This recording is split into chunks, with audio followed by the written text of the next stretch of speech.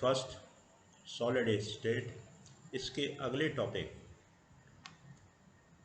ठोसों में निबिड़ संकुलन, close packing. जैसा अभी पीछे चर्चा की थी पिछले वीडियो में, ठोसों में अवयवी कण इस प्रकार व्यवस्थित होते हैं कि इनके मध्य जो रिक्त स्थान है वो न्यूनतम हो। पीछे क्लासेस में आपने पढ़ा है ठोस द्रव गैस। तो ठोसों के जो अवयवी कण हैं व्यवस्थित रहते हैं और पास पास रहते हैं, मीन्स इनके मध्य रिक्त स्थान न्यूनतम हो। इसे ठोसों में निबिड़ संकुलन कहते हैं। अवयवी कणों को यहाँ इसको समझने के लिए, निबिड़ संकुलन को समझने के लिए, जैसा पीछे से हम लोग इस्तेमाल करते आए हैं कि अवयवी कणों को समरूप कठोर ठोस गोले मानकर हम 3 पदों में त्रिविमीय निबिड़ संकुलित संरचना बनाते हैं। इसको अवयवी कणों को आप ठोस गोले के रूप में लेना पड़ेगा आपको, और लेकर के तभी आप इस चीज़ को यहाँ समझेंगे, संरचनाएं बनाएंगे। एक विमीय निबिड़ संकुलन, हम एक विमा में गोलों को इस तरह रखेंगे, मीन्स अवयवी कण या इसके जो घटक हैं उनको हम इस प्रकार रखेंगे। निकटतम रखना है हमें एक विमा में।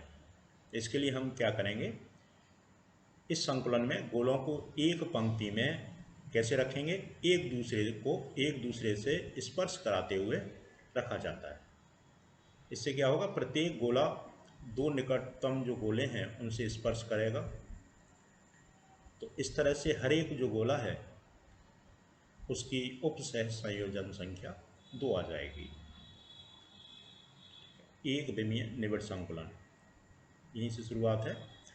इससे फिर हम द्विविमीय बनाएंगे, फिर त्रिविमीय बनाएंगे। द्विविमीय निबिड़ संकुलन, हमने अभी एक विमीय निबिड़ संकुलन में एक पंक्ति में गोले रखे थे, मीन्स घटक कण रखे हैं। इसमें द्विविमीय निबिड़ संकुलन में क्या करेंगे, एक विमीय निबिड़ संकुलन की पंक्तियों को जोड़कर हम 2 प्रकार का द्विविमीय निबिड़ संकुलन कर सकते हैं। मीन्स 2 तरह की हम संरचनाएं बना सकते हैं। जैसे हमारी एक पंक्ति ये आ गई, पहली पंक्ति आ गई, जैसे एक विमीय पीछे बनाई थी।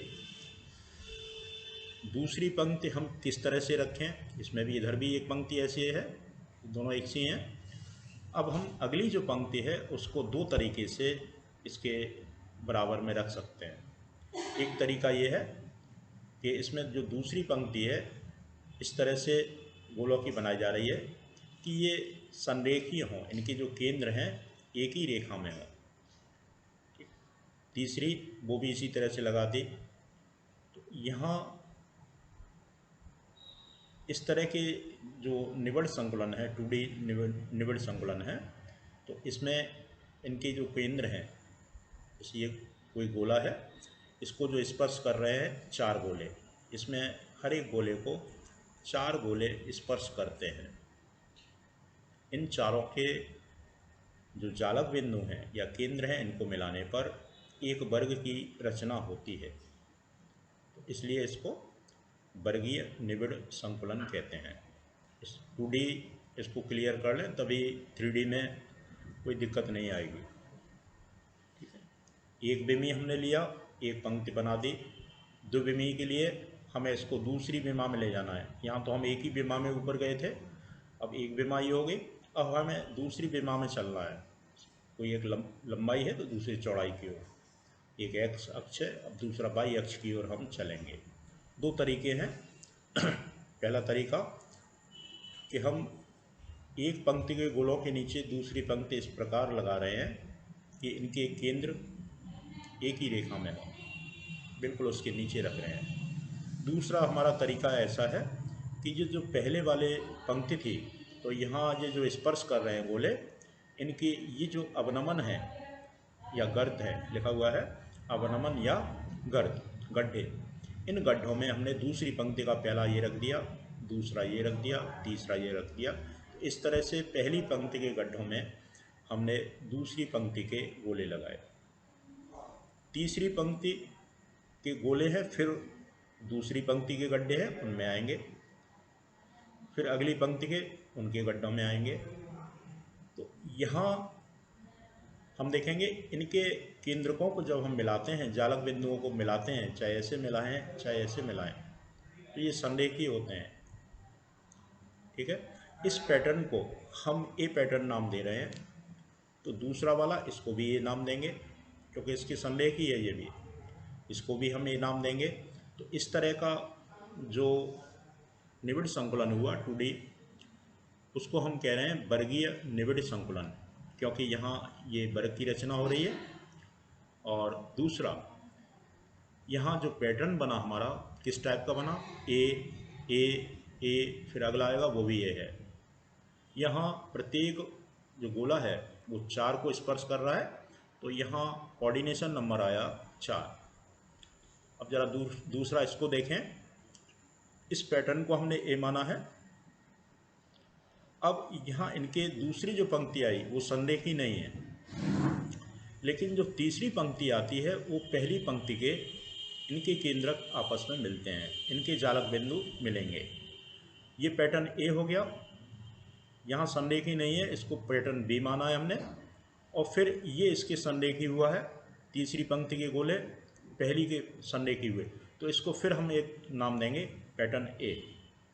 और फिर चौथी जो आपने पंक्ति यहाँ बनाएंगे इनके गड्ढों में, तो वो दूसरी वाली के संरेखी होगी। तो इसलिए इसको हम नाम दे रहे हैं pattern A B A B A B A B.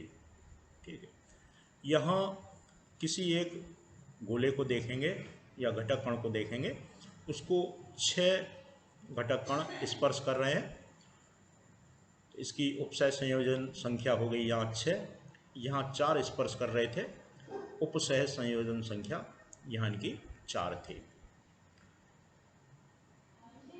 दूसरी बात, यहाँ ये जो किसी एक परमाणु को ले लें या घटक कण को लें, उसको 6 ये जो स्पर्श कर रहे हैं, इनके जालक बिंदु या केंद्रों को मिलाने पर एक षटकोणीय रचना बनती है।